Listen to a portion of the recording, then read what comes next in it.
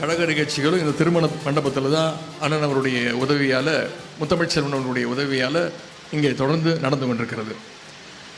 ஆகவே இப்படிப்பட்ட கழக குடும்பத்தின் திருமணத்தை நடத்தி வைக்கிறதுல மிகுந்த பெருமை அடைகின்றேன், மகிழ்ச்சி அடைகின்றேன். மணமக்கள் 2 பேரும்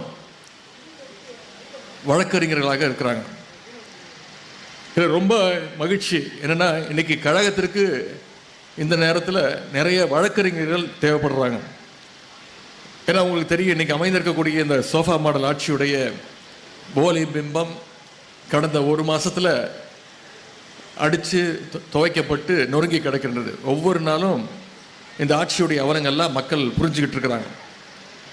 இன்றைக்கி இந்த அரசுடைய தவறுகளை, சறுக்குகளை எல்லாம் இன்றைக்கு இருக்கக்கூடிய இளைஞர்கள் தட்டி கேட்க ஆரம்பிச்சிருக்கிறாங்க. ஆனால் அப்படி தட்டி கேட்கிற இளைஞர்களை, நம்முடைய கழகத்தினரை கைது செய்கிற வேலையை இன்றைக்கி இந்த அரசு, சோஃபா மாடல் அரசு இன்றைக்கி ஆரம்பிச்சிருக்கிறாங்க.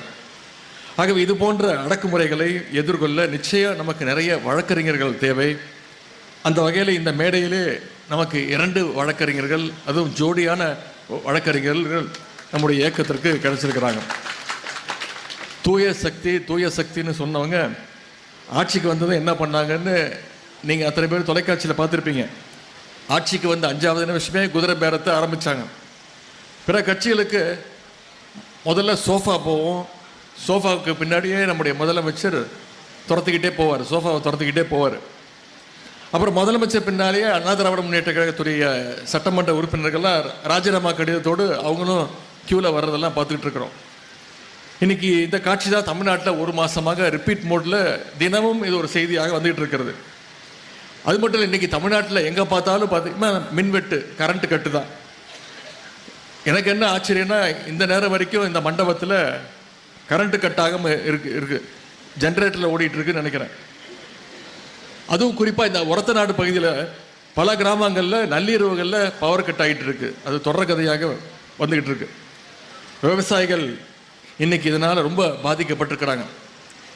இன்னொரு செய்தி, நம்முடைய தலைவர் முதலமைச்சராக இருந்தப்போ 2021ஆம் ஆண்டிலிருந்து 2025ஆம் ஆண்டு வரைக்கும் சரியாக ஜூன் 12ஆம் தேதி அன்னைக்கு மேட்டூரில் அணையிலிருந்து டெல்டா பாசனத்துக்காக தண்ணியை நம்முடைய தலைவர் அவர்கள் ஒவ்வொரு ஆண்டும் சரியாக அந்த தேதியில் திறந்து வச்சார்.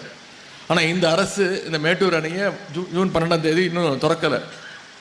அது மட்டும் இல்லை, குறுவை சாகுபடிக்கு அவங்க அறிவித்த ஸ்பெஷல் பேக்கேஜ் பத்தாதுன்னு இன்னைக்கு விவசாயிகள் அத்தனை பேரும் சாலைகளில் வந்து போராடிட்டு இருக்கிறாங்க. இதை சட்டமன்றத்தில் சொன்னோடனே முதலமைச்சர் என்ன சொன்னார், திராவிட முன்னேற்ற கழகத்தினர் தூண்டுதனால விவசாயிகள் போராட்டத்துக்கு வந்திருக்கிறாங்க அப்படின்னு விவசாயிகளுடைய போராட்டத்தையும் கொச்சைப்படுத்தி கொண்டிருக்கிறார் இங்கே இருக்கக்கூடிய நம்முடைய முதலமைச்சர் அவர்கள்.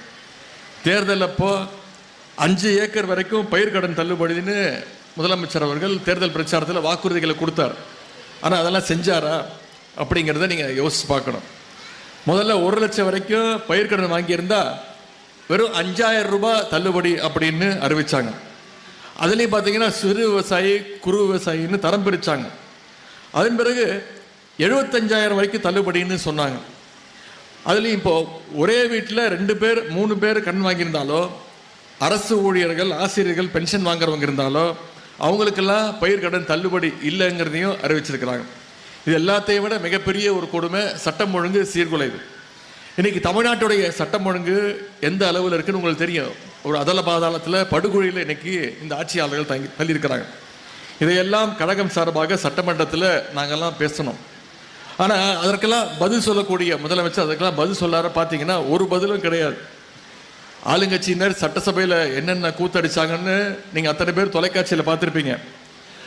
எங்களுக்கெல்லாம் ஒரு சந்தேகம், இது சட்டமன்றமா இல்லை சினிமா தேட்டரா இல்லை ஏதாவது ஒரு ஷூட்டிங் ஸ்பாட்டுக்கு வந்துட்டோமான்னு கேட்குற அளவுக்கு இன்றைக்கி சட்டமன்றத்துடைய தரத்தையே நம்முடைய ஆளுங்கட்சியினர் குறைத்து கொண்டிருக்கிறார்கள். ஆனால் எதற்கெடுத்தாலும் திமுக தான் காரணம் அப்படிங்கிறத பதிலாக இன்றைய ஆட்சியாளர்கள் வச்சிருக்கிறாங்க. நம்முடைய தலைவர் செஞ்ச பணிகளால் நல்லது நடந்தால் அதற்கும் சேர்ந்து இந்த ஆட்சியாளர்கள் இன்னைக்கு ஸ்டிக்கர் ஒட்டி